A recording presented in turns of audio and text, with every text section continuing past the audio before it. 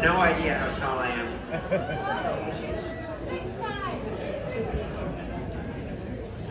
My musical tastes in ninth grade reflected the usual influences. Casey Kasem's American Top 40 radio show, the Columbia Record and Tape Club, 12 cassettes for 1 penny, and the night that everyone watched Michael Jackson's Thriller video premiere on MTV. And I was fine with that until the summer of 1985. I went on a summer camp youth trip to the UK, the first time I'd ever traveled without my parents. And I discovered there was more to life than Billy Idol. I made friends with a guy named Link on this trip. He was a punk, which I found very exotic. And that summer he started to broaden my musical horizons. July 4th, 1985. We all got on the plane and took off after Paula embarrassed us all by taking pictures of the oxygen mask demonstration. I read that to avoid dehydration on the plane, you shouldn't drink soda, so I had tomato juice. I talked on the plane with a girl from another tour group. She said she liked the Dead Kennedys, but Link felt she was a poser. July 6th. Link started talking to some punk kids in London who gave him an earring for his pierced ear. While a few of us were standing in front of a store talking, my voice cracked, and Joan teased me about it for a long time. Adam's going through puberty. What a pain. We went back to the hostel and then to dinner.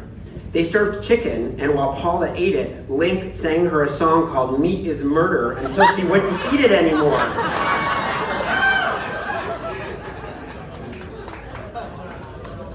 July 9th, my 15th birthday. Scott told me that for my birthday, he would laugh at all my stupid jokes. I am the funniest person in the group. But everyone decided that I make an average of 4 bad jokes to every 1 good one, so Scott had no small task. When we got down to the hostel, we went down to the river. It was freezing. Everyone went in except me. They said it made me a birthday boy instead of a birthday man, but I was too cold to care. July 10th, we got to Buttermere and went swimming in the lake. I was already wearing my bathing suit over underwear, and Joan showed me some bizarre girl trick to take off my underwear without getting undressed. It worked, but it almost ripped them. Then we all went upstairs to the guys' room. These English 11-year-old kids knocked on the door of our room and asked for the one with the spiky hair. That was Link. Link came out, and while Scott and I played bodyguard, we all said that Link was the lead guitarist for David Bowie. He offered to sign autographs. Then one of those boys knocked on the door and asked if Scott would come out in the hall and scrap a bit. The little kid's leader said to the kid, "Toddy, give him a traditional Cumbrian headbutt." Toddy jumped about 1.5 feet in the air and threw his head forward, just missing Scott. One of the little girls, the tallest one at about 5 feet, said, "Don't worry, he's easy to smack around." She walked over and punched him. He got up almost in tears, and I said aside to Scott, "That girl can fight." She heard me and said, "All Cumbrian girls know how to fight." July 13th, we arrived at a YMCA camp where we would stay for a week.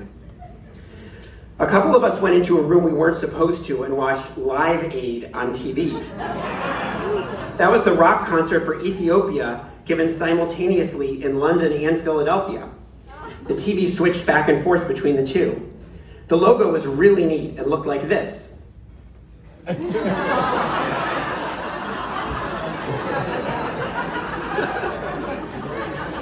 hope you appreciate the labels in case it wasn't clear from the artwork what was happening.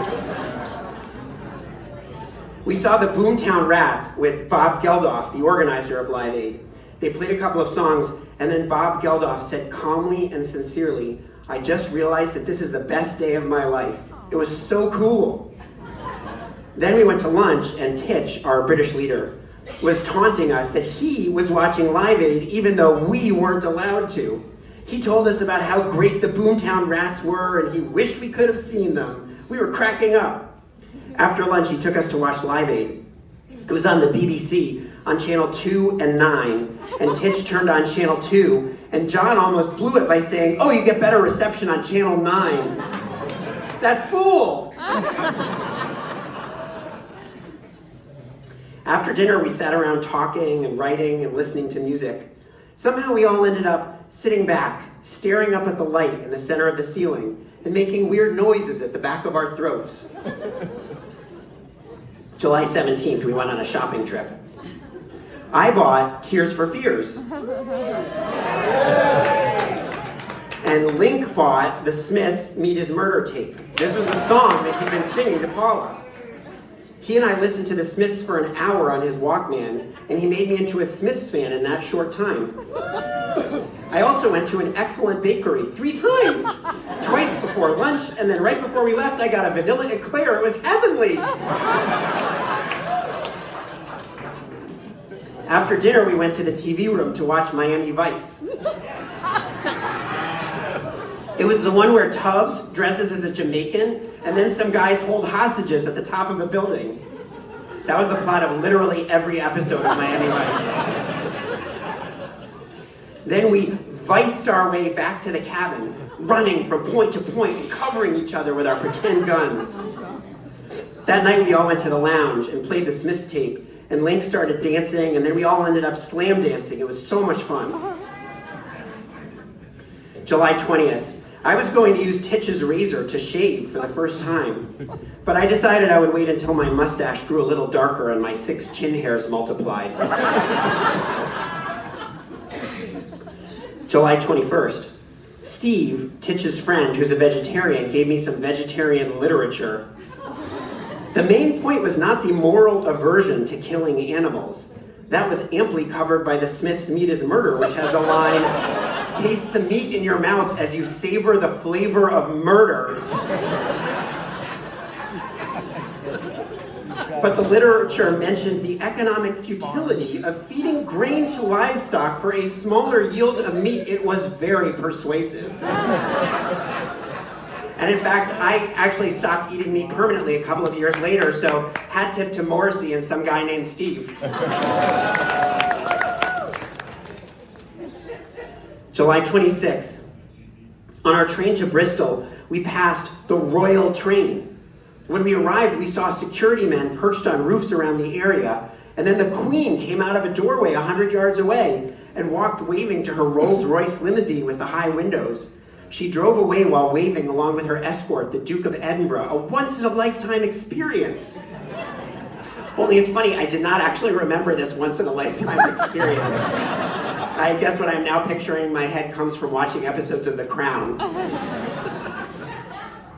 Later, we were listening to the Smiths, and Link mentioned he's making me into a Smiths fan. But Joan said that she couldn't see me as a Smiths fan, but rather a fan of something like Tears for Fears. Oof. For our younger audience, this was a cutting blow. Like saying someone seemed more like a Coldplay fan than someone who might listen to, say, Boy Genius. Although I agree with Joan to some extent, I wish I could see myself as less of a mainstream conformist. I wish that I could be more avant-garde, for lack of a better word.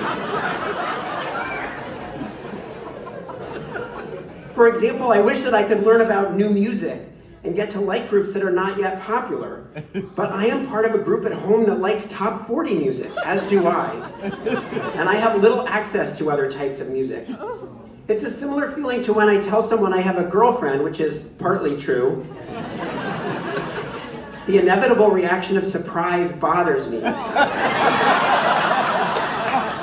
though I recognize why that reaction comes.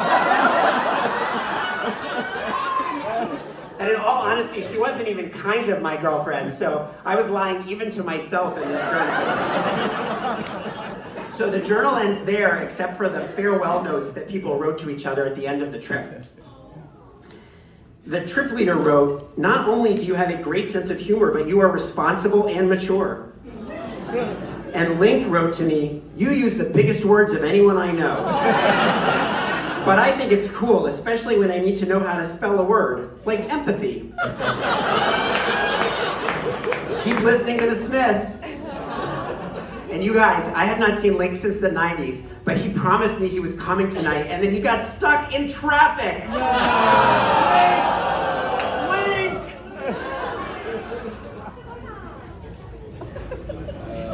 So I did keep listening to the Smiths, and he eventually introduced me to other bands like Minor Threat and Fugazi. And I continued listening to alternative and eventually indie music, and I still love going to shows here at the Black Hat or the 930 Club, even when I'm 20 years older than everybody else there. When I did see Boy Genius with 10,000 15-year-old queer girls, I had to pretend I was there chaperoning an imaginary daughter.